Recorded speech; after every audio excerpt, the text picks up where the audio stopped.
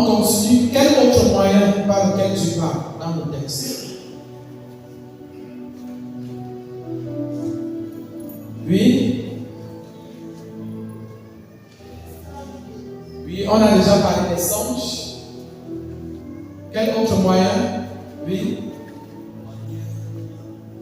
Est-ce que c'est dans le texte?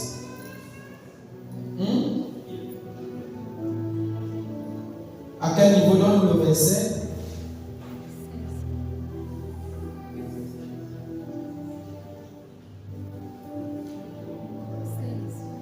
Verset. Voilà.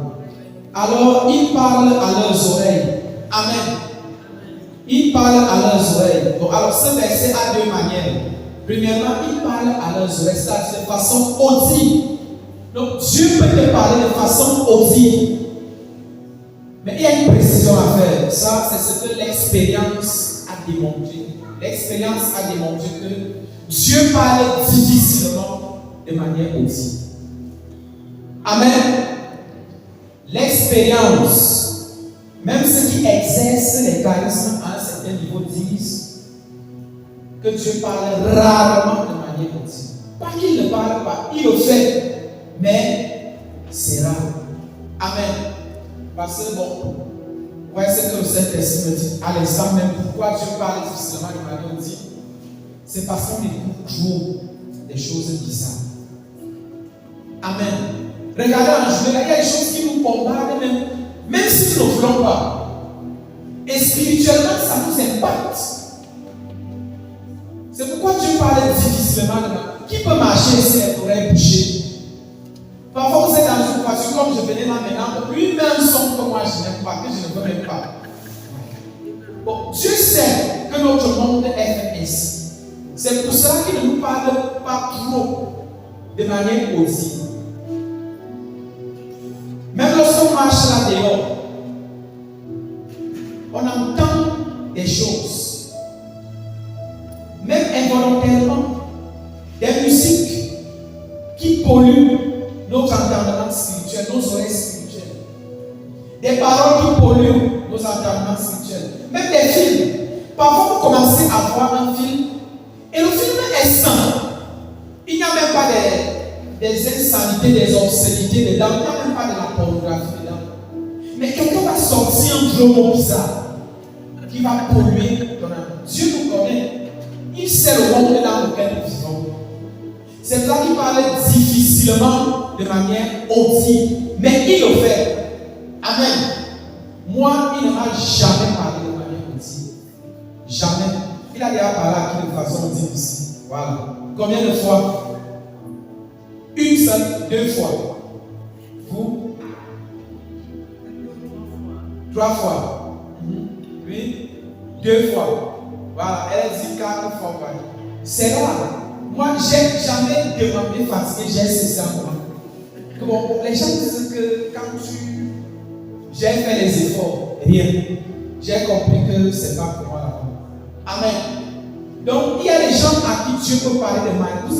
Vous avez l'impression, comme je suis en train de parler là, c'est comme ça qu'il vous parle. Exactement. Amen. C'est comme ça qu'il vous parle. Et là, il faut encore du discernement. Parce que l'autre aussi peut t'appeler. Amen. Il peut t'appeler. Parfois, vous marchez comme ça, là, on vous appelle par beaucoup de noms. Il faut discerner quelle est la voix. Parce que, vous savez, lorsque Dieu commence à te parler, vous allez le remarquer, parfois il vous appelle par votre prénom. Puis, il nous connaît maintenant, Dieu nous connaît. Il t'appelle par ton nom. Il t'appelle par ton nom. Élie, il t'appelle par ton nom. Amen. Et lorsqu'il t'appelle, il faut discerner si c'est vraiment lui ou si ce n'est pas lui. Le conseil qu'il faut vous donner, c'est que si c'est une première fois, refusez. Amen. Ne dites pas seulement que non, vraiment, ça doit être Dieu. Non, refusez. Et dans le refus, Dieu dit dans nos cœurs, ne parlez, vous savez, le diable ne peut pas lire nos cœurs. Il ne lit pas dans nos cœurs. Mais il peut lire à travers notre comportement, à travers nos faits et gestes. Il y a un psychologue, Sigmund Freud, qui disait que à travers nos gestes, nos paroles, les humains ne peuvent cacher aucun secret. Amen. Ça veut dire que si tu te comportes d'une certaine manière, il peut deviner ce que tu penses dans ton cœur, mais il ne peut pas directement lire dans ton cœur. Il n'y a que deux personnes qui peuvent lire dans ton cœur, toi-même et Dieu. Amen. Il y a des cas exceptionnels où le Saint-Esprit peut permettre que tu lises dans le cœur de l'autre à travers une parole de connaissance. Amen. Ça aussi, ça arrive souvent. Et là aussi, c'est rares sont ceux qui ont ce cas-là. Lis dans les cœurs. Parce que Dieu n'aime pas que l'autre accède à notre intimité. Et ceux à qui Dieu donne ce cadeau sont ceux qui sont capables de se taire. Oui. De se taire et de garder les secrets. Parce que dès que Dieu dit quelque chose, il partage à tout le monde. Dieu ne peut pas. Amen. Donc, Dieu nous parle de façon audible.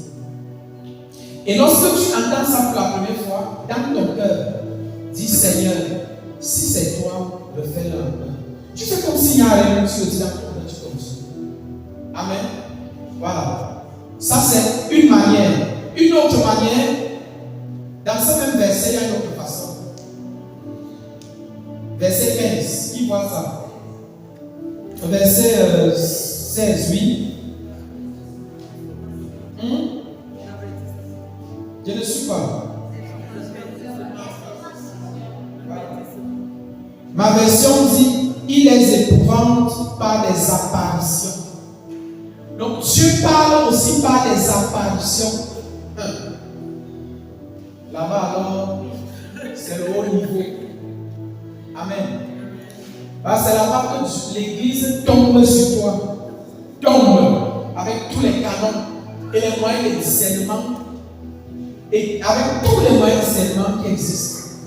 Donc Dieu peut te parler par une apparition. C'est le cas des apparitions de Lourdes. Amen.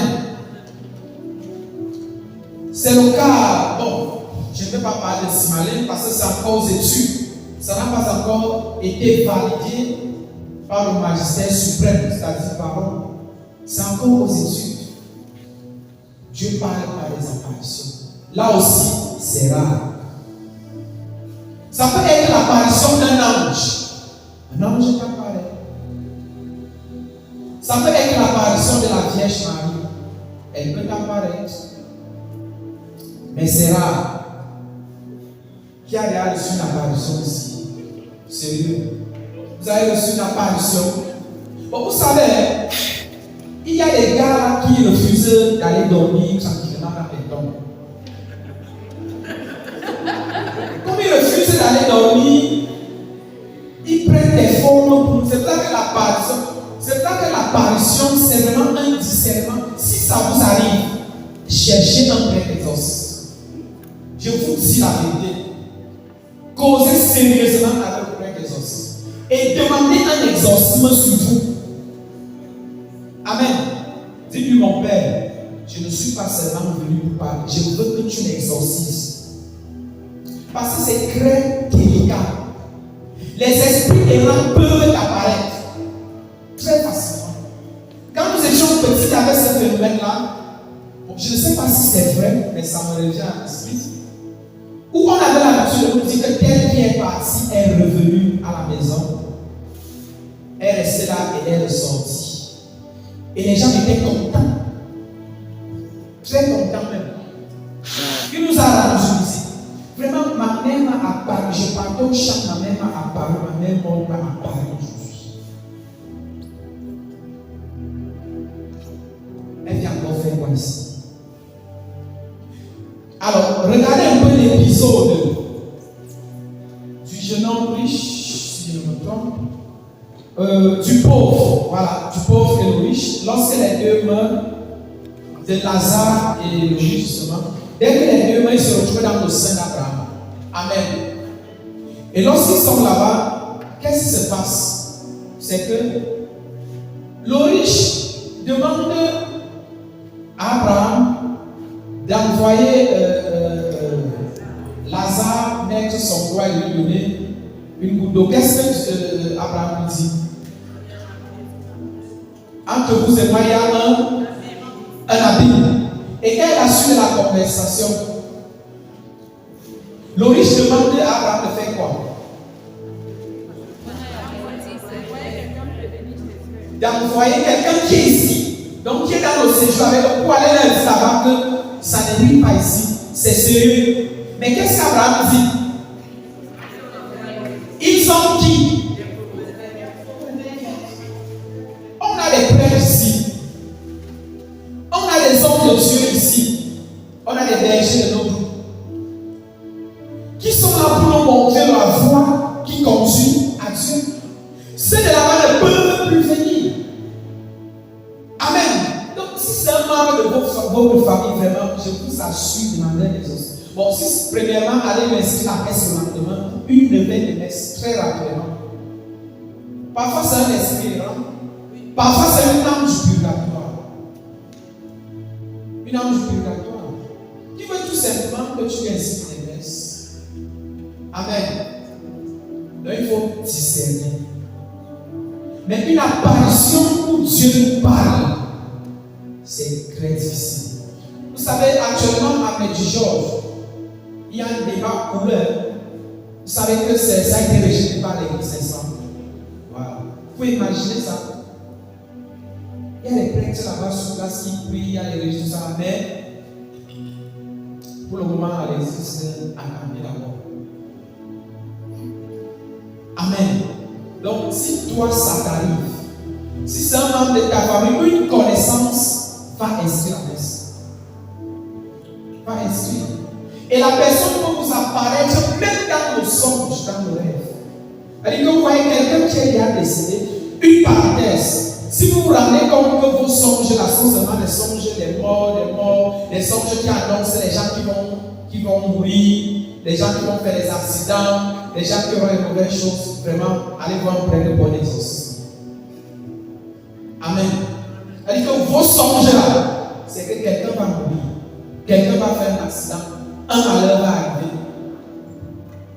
Priez pour vos délivrances. Qui a ce genre de songes ici? Il faut partir à l'écoute. Amen. Il faut vous faire écouter sérieusement. C'est un esprit de mort. Amen. Ce n'est pas le Saint-Esprit. Comment lui, il a dit que quand un malheur arrive en face, on te dit ça. Parce que vraiment, Dieu m'a parlé cette nuit. Vous savez, quand Dieu montre même quelque chose, si Dieu te montre même que quelqu'un va mourir, il y a deux choses. Soit pour que tu pries, pour que la personne meure en état de grâce. Soit peut-être parce que l'heure de la personne n'est pas encore arrivée, le Seigneur veut que tu pries pour sa restauration. Mais si pour toi là, tous tes rêves sont des rêves bizarres et mauvais, sur des gens et sur toi, il faut prier pour la délivrance. Amen. Donc, étant donné que même dans nos rêves, il peut y avoir des apparitions. Est-ce qu'on se comprend? Mais si ce sont des apparitions des membres de votre famille qui sont décédés, allez leur inscrire des messes. Tout simplement. C'est ce qu'ils vous demandent. Ils ne peuvent pas. Je suis clair. Vous avez les prophètes. Vous avez les prêtres là-bas. Ils vont vous conduire au salut. Quelqu'un de chez nous là, ce n'est pas une fille que la personne a. Et on devait être clos. Amen. Même lorsque les saints intercèdent pour nous. Amen. C'est le travail du Saint-Esprit en fait. Quand je sollicite l'intercession d'un saint, c'est le Saint-Esprit qui agit. Parce que lorsque ce saint intercède pour nous là-bas, c'est le Saint-Esprit qui agit. Amen. Oui. Voilà un partage. Comme Shalom. Comme le frère a dit que c'est un cadeau dirigé. Alors qu'il partageait sur les esprits de mort, le Seigneur m'a déposé un partage à faire pour pouvoir édifier le peuple de Dieu.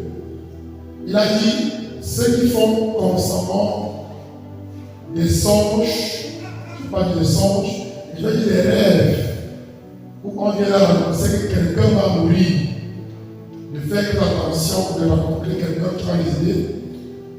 Alors, ce que le Seigneur me donnait de vous partager, c'est que généralement, les esprits de mort se manifestent beaucoup plus lorsqu'il y a un décès dans une famille. Et vous allez vous rendre compte avec moi que lorsque vous avez perdu quelqu'un dans votre famille, vous allez subitement avoir des personnes qui vont vous dire que on est venu leur dire qu'il y a un autre mort, n'est-ce pas? Donc il faut faire très attention. Généralement, s'il y a un deuil dans une famille, pendant cette période-là, beaucoup de gens viendront vous dire qu'il y a un autre mort. Donc c'est pendant les périodes de deuil, comme l'esprit de mort est là, les esprits de mort sont très actifs. Donc soyez vigilants. Merci. Amen. Alors, qui a encore ajouté par rapport au texte? Est-ce qu'il y a un autre élément, un autre moyen? Je pense que c'est tout. Alors, au-delà de ces moyens que le texte vient de nous donner, comme la sœur a dit tout à l'heure, il y a un autre moyen par lequel Dieu nous parle, c'est sa parole. Amen. Donc, Dieu nous parle par sa parole. Et sa parole a une double dimension. Sa parole écrite, c'est-à-dire les saintes écritures. Et vous allez vous rendre compte qu'il vous arrive de lire un texte, c'est comme si ça ne vous parlait pas. Mais un jour, vous ouvrez le même texte, vous le lisez et il vous parle. Amen. C'est le réma, la parole révélée pour vous. Donc Dieu nous parle par sa parole écrite. Lorsque je suis face à une situation et je veux entendre la face de Dieu, la voix de Dieu dans moi, j'entends quand même les Écritures. Je commence à les scruter. Et en les scrutant, je vais entendre Dieu me parler par sa parole. Amen. Il y aura un verset qui va me parler, qui peut même me donner la solution à mon problème, qui peut me donner une direction. Ça, c'est la parole écrite que nous devons méditer pour en arriver là. Amen. Il y a aussi le magistère. Le magistère, c'est-à-dire l'enseignement de l'Église. C'est aussi la voix de Dieu. Amen. Quand le pape parle, comme il le faisait étant au Cameroun, c'est la voix de Dieu qui résonne. Lorsque l'évêque parle sur le prône, c'est la voix de Dieu qui résonne. Lorsqu'un prêtre parle lors d'une homélie, c'est la voix de Dieu. Et vous allez voir les gens qui parlent parfois à l'église, et quand nous sommes tous, c'est comme si le prêtre s'adressait à moi. Donc ce n'est pas comme si c'est Dieu qui te parlait. Donc tout ce que le prêtre a dit ce jour-là, si tu sens vraiment que c'est comme si c'est à toi que le prêtre s'adressait, mais c'est là par écrit. C'est Dieu qui te parlait. Amen. C'est pour ça qu'il y a une tradition qui demandait souvent à ce qu'on aille avec des cahiers à l'église. C'était pour noter. Amen. Parfois vous entrez à l'église et lors d'une homélie, vous avez l'impression que le prêtre est en train de donner la solution à vos problèmes. Parfois vous venez même à la prière, c'est comme si le frère est en train de prier sur le point de prière qui vous préoccupe. C'est Dieu qui vous parle. Il est en train de vous donner un message. Amen. Donc ça, ce sont des voix officielles, si on peut les appeler ici, par lesquelles Dieu nous parle. Il nous parle par sa parole écrite et il nous parle par le magistère. Amen. Et c'est donc une invite pour nous à lire la parole de Dieu quotidiennement. Puisque c'est le moyen le plus sûr. Je peux me tromper. Je peux croire que c'est Dieu qui vient de me parler, pourtant ce n'est pas Dieu. Mais ce qui est dit dans sa parole, c'est sa parole. Amen. Dieu nous parle aussi un autre moyen, par des convictions internes. Convictions internes, c'est un autre moyen. Vous êtes convaincu que ce qui envahit mon esprit, c'est vraiment Dieu qui est en train de parler. Vous êtes sûr, c'est-à-dire que rien ne vous fait douter. Et justement après, vous vous rendez compte qu'effectivement c'est Dieu qui était en train de vous parler. Vous dites, merci Seigneur, si je n'avais pas écouté ce que Dieu me disait. Amen. Dieu te dit, renvoie ce voyage. C'est une condition. Tu as déjà préparé tout le voyage. Mais dans ton être profond, il y a ça qui montre que non, ne voyage pas aujourd'hui. Amen. Et tu annules le voyage. Le lendemain, tu regardes les infos. Il y a eu accident de circulation. Ou alors l'événement. Alors tu parlais même à un événement qui était déjà programmé. Et après on te dit que ça a même été envoyé ou ça a été annulé. Tu dis que waouh, mais moi j'avais déjà reçu ça. Ce sont les convictions intérieures. Et un autre moyen, Dieu nous parle par des pensées. Pensées. Amen. Dieu nous parle par des pensées. Et là, il faudrait discerner ma pensée de la pensée de Dieu. Généralement, la pensée de Dieu ne s'impose pas. Elle se propose. Dieu ne nous impose pas les choses. Non. Quand Dieu te parle par la pensée, il ne t'impose pas. Donc, tu dois faire ceci. Tu dois faire. Si tu ne fais pas, tu vas voir. Non. La pensée de Dieu se propose. Amen. Christophe, est-ce que tu ne vois pas que tu peux plutôt faire ceci au lieu de faire cela? Et il sait se parler. C'est comme ça lorsque Dieu nous parle par les pensées. Il ne va pas parler longtemps, c'est un mot. Il arrête. Tu es dans une situation où tu es patient. Dans tes pensées, ça vient strictement patience. Et c'est fini. Il ne parle plus. Et vous voyez qu'à ce moment-là, nous avons la liberté d'adhérer à la pensée de Dieu, ou alors de laisser notre pensée jaillir et s'exprimer. Dieu nous parle par les pensées. Et la plupart du temps par les pensées. Amen. Voilà pourquoi il faut toujours demander la purification de nos pensées. La guérison de nos pensées. Qu'est-ce qui est dans nos pensées? Qu'est-ce qui nourrit nos pensées? Et généralement, ce qui nourrit nos pensées, c'est deux choses. C'est ce que nous lisons et ce que nous pensons. Amen.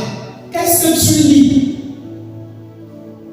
Si je lis des livres de la Rose aux Trois, mes pensées seront nourries par la doctrine de la Rose aux Trois. Si je lis la Bible, mes pensées seront nourries par les pensées de Dieu. Voyez? Un autre moyen pour recevoir les pensées de Dieu, c'est lire les pensées de Dieu. Et la pensée de Dieu est comme si dans les Écritures. En tournant, on retombe dans les Écritures. Les pensées de Dieu.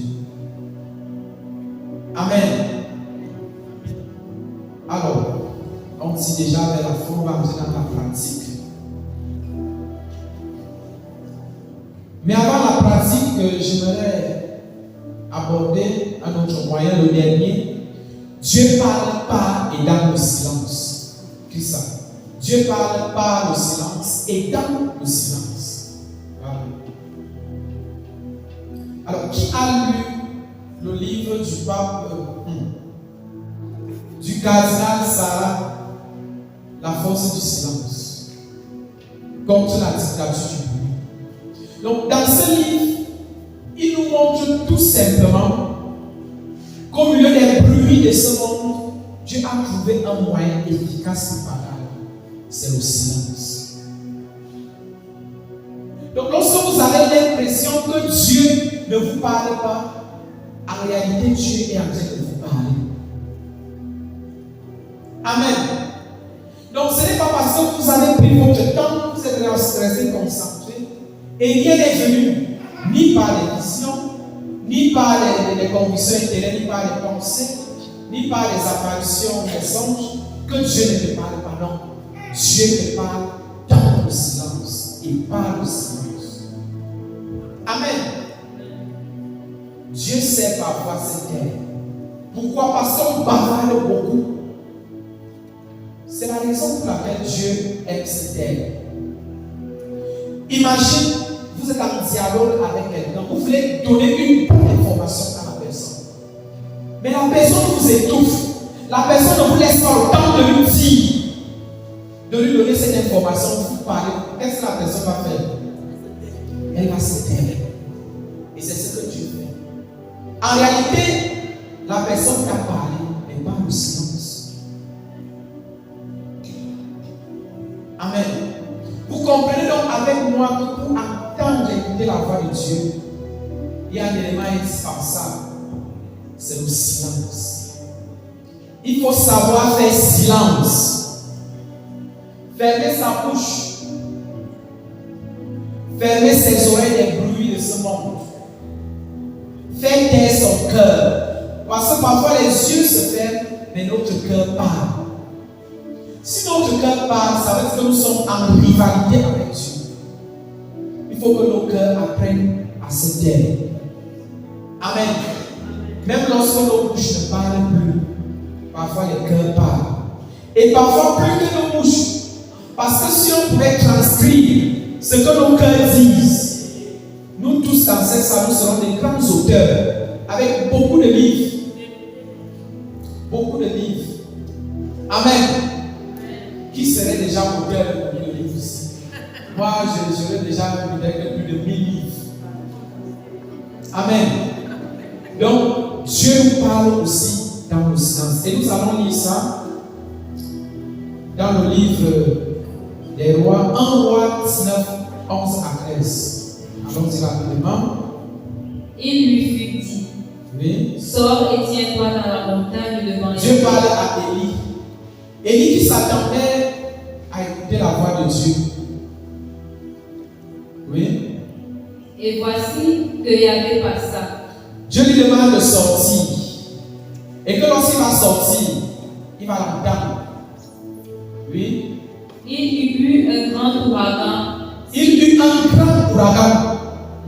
Si fort qu'il fendait les montagnes et brisait les rochers. Si fort qu'il fendait les montagnes et brisait les rochers. En avant de Yahvé. Oui. Mais Yahvé n'était pas dans l'ouragan. Yahvé n'était pas dans l'ouragan. Amen.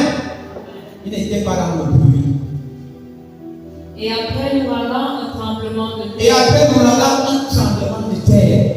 Mais Yahvé n'était pas dans le tremblement de terre. Dieu n'était pas dans le tremblement de terre. Et après le tremblement de terre. Après le tremblement de terre. Un feu. Un feu. Amen. On aime le feu, n'est-ce pas? On envoie le feu. Apparemment, il n'est pas là. Oui. Mais Yahvé n'était pas dans le feu. Yahvé n'était pas dans le feu. Ça veut dire quoi? Ça veut dire que Dieu ne nous parle toujours pas des choses extraordinaires. Amen. Oui. Et après le feu. Et après le feu. Le son d'un silence subtil. Le son d'un silence subtil. Le son d'un silence subtil. Amen. Et c'est dans ce silence subtil que Dieu va parler à Élie. Nous savons tous que Élie était un prophète de feu, n'est-ce pas? C'est un gars qui tournait même physiquement. Bon, quand il commençait à parler, on sentait que c'est un homme qui parle. Mais qu'est-ce que Dieu lui fait? Dans un silence subtil, c'est là où il parle à Élie. C'est là où il réconforte Élie. Parce qu'Élie disait à Yahvé, des prophètes là, ils sont cachés partout. D'autres ont été tués, d'autres sont emprisonnés par Jézabel. Élie était en quelque sorte désemparé. Et il voulait entendre la voix de Dieu. Une consolation de la part de Dieu. Cette voix-là n'est pas venue dans l'ouragan. Elle n'est pas venue dans le tremblement de terre. Elle n'est pas venue même pas dans le feu que lui était capable de faire descendre.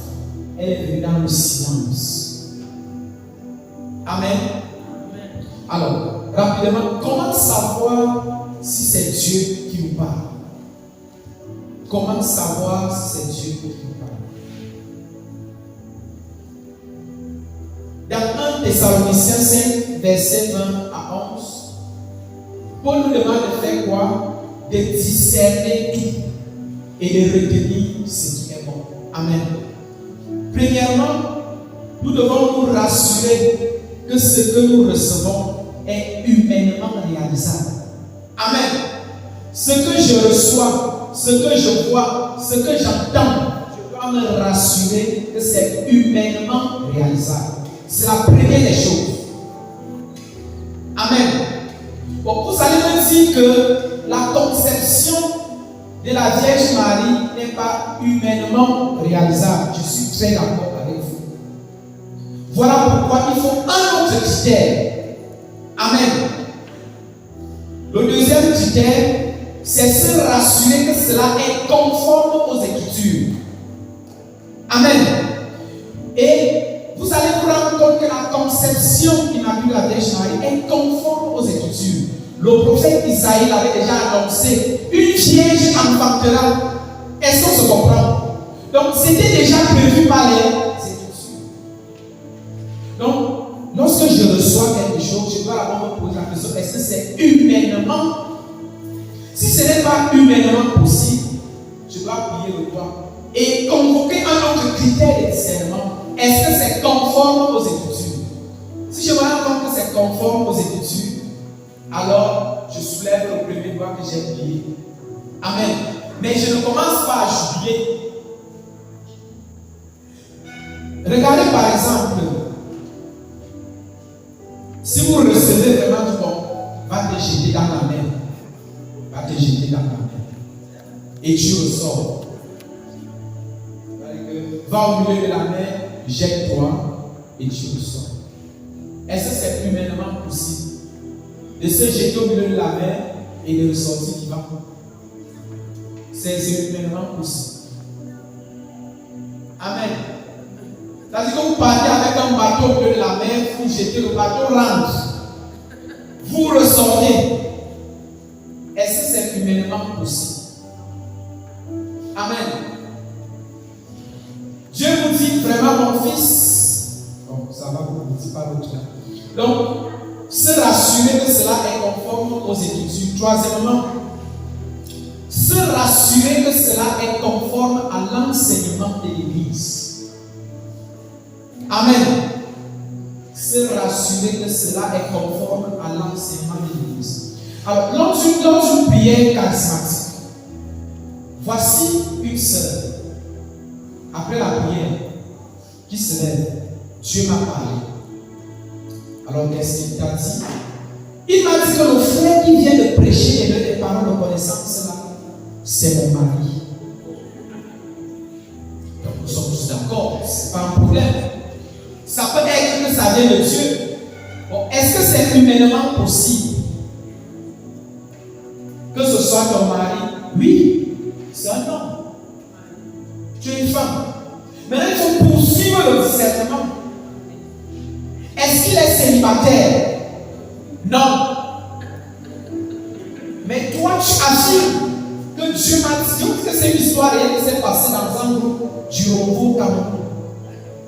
Le monsieur était assis avec sa femme et ses enfants. Vous pouvez imaginer ça. Et elle connaissait qu'elle est mariée. Est-ce que c'est humainement possible? Bon, même si c'est humainement possible, que dit l'enseignement de l'Église? Que dit même la Bible?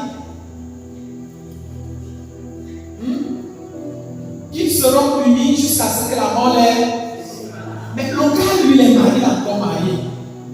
Toi, tu dis déjà que c'est ton mari. Ça veut dire que tu es en train de tuer sa femme.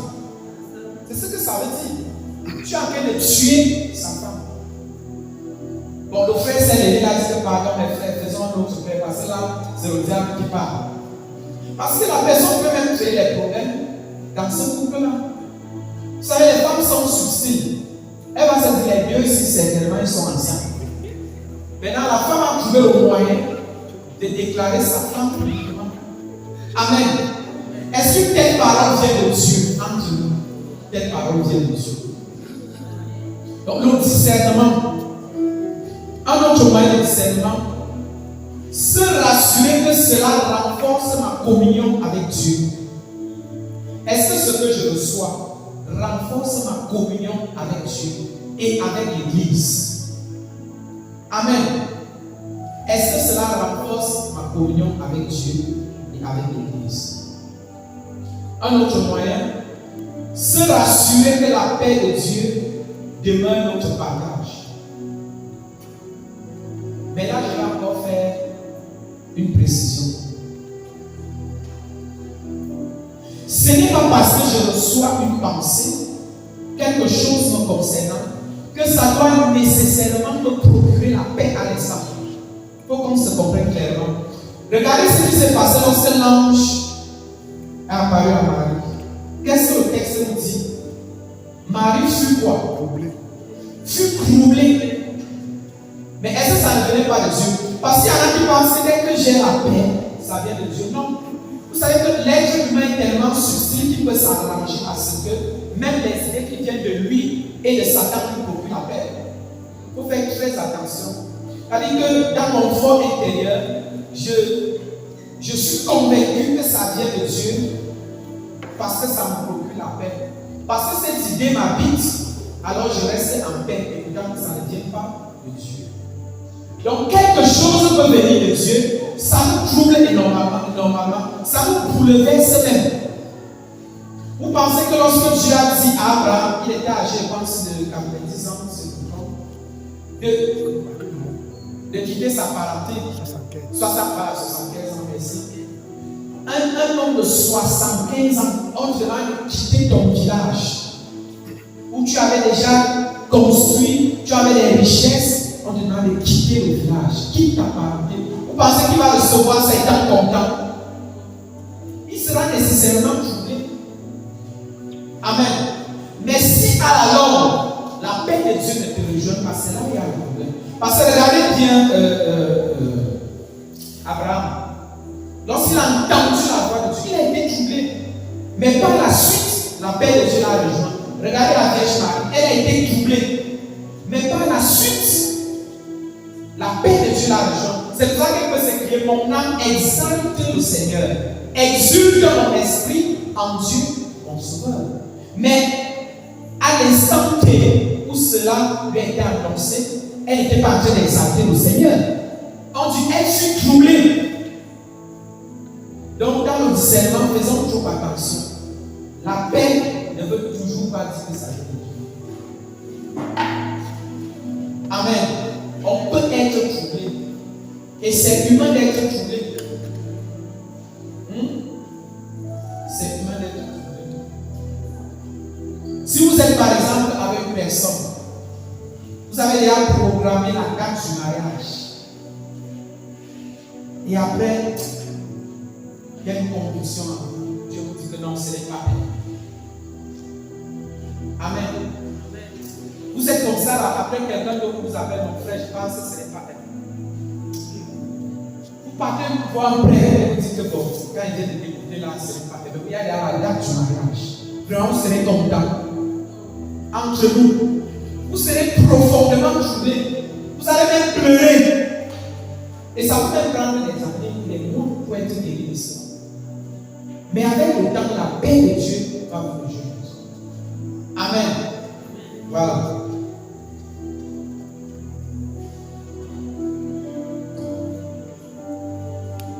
Comment faire pour entendre la voix de Dieu? On termine avec ça. Voyez que les travaux dirigés ne sont pas évidents. Qui met déjà la Dieu? On arrête. No one. Comment faire pour entendre la voix de Dieu? La première chose à faire, c'est de désirer entendre la voix. Désirer, il faut désirer. Il y en a qui ne veulent pas. Il faut désirer entendre la voix de Dieu. Il faut vouloir entendre la voix de Dieu. Dieu ne nous impose rien. Il ne s'impose pas, lui se propose. Deuxième chose, se mettre au calme devant le Seigneur. Se mettre au calme devant le Seigneur. Comme on va le faire tout à l'heure. En 5 minutes seulement, on va pratiquer. Amen. Se mettre au calme devant le Seigneur. Troisièmement, centrer ses pensées sur Dieu.